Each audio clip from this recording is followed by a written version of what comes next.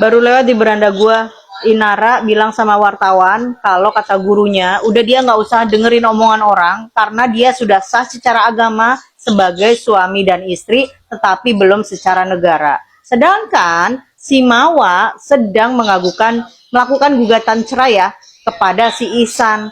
Nah si Ihsan lakinya ini tetap keke bilang sama wartawan kalau dia tetap mau poligami antara Mawa dan Inara, ya kan?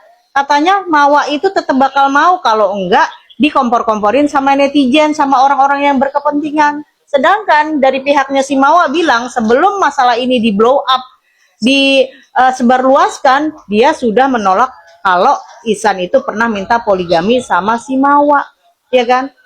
Intinya ya Mak, kita ini sebagai perempuan ya harus belajar namanya ilmu agama kita sendiri sebagai wanita muslimah, emak-emak manusia ya, belajar sama guru yang benar, ya kan?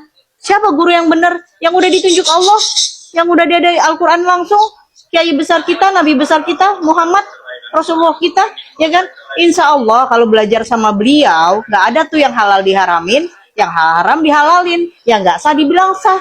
Dan orang laki-laki kalau berguru sama Rasulullah, insya Allah nggak kebelangsak.